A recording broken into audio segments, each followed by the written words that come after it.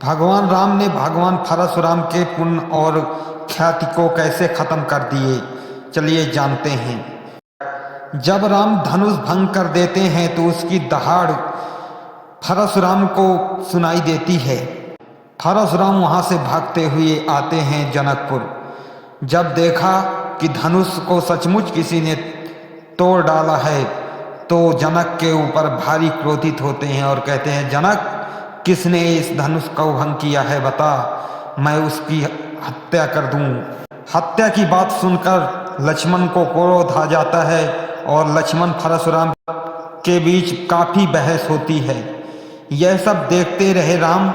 बहस जब काफी बढ़ जाती है तो परशुराम फरसा लेकर लक्ष्मण की ओर दौड़ते हैं तो राम सामने आ जाते हैं हाथ जोड़कर और विनम्र भाव से बोलते हैं कि हे महर्षि, बालकों की बातों पर सयाने ध्यान नहीं देते, और विनम्र भाव से क्षमा याचना लक्ष्मण के लिए मांगते हैं। तो परशुराम को क्रोध नष्ट हो जाता है और परशुराम सोचते हैं कि मेरा क्रोध इनके सामने कैसे नष्ट हो गया।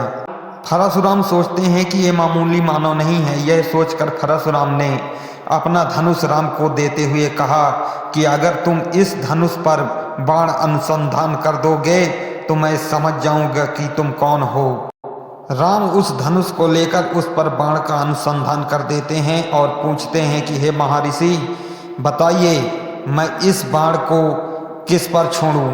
आप पर तो छोड़ नहीं सकता, आप चूंकि ब्राह्मण हैं और ब्राह्मण क्षत्रियों का धर्म है कि ब्राह्मणों की हत्या नहीं करते, इसलिए बताइए मैं किस पर छोड़ूं, आपके पुण्य धर्म पर या कि आपके क्षण भर में कहीं भी पहुंच जाने की शक्ति पर? चूंकि ये अमोघ बाण है, यह किसी न किसी को तो नष्ट करके ही रहेगा। परशुराम यह बात सुनकर बोलते हैं कि हे राम, तुम मेरे क्षण भर में कहीं भी जाने की शक्ति मत नष्ट करो, बल्कि मेरे पुण्य धर्म नष्ट कर दो ताकि मेरी ख्याति नष्ट हो जाए। क्योंकि मुझे मंदराचल पर्वत में जाकर तपस्या करना होता है रात को, इसलिए मुझे वहां पहुंचने की आवश्यकता होती है। तुम मेरे पुण्य धर्म नष्ट कर दो। इस प्रकार से राम बाण छोड़ देते हैं पूर्व दिशा की ओर और परशुराम के पुण्य धर्म और ख्याति नष्ट हो जाती है, कीर्ति भी इससे नष्ट हो जाती है। जय श्री राम।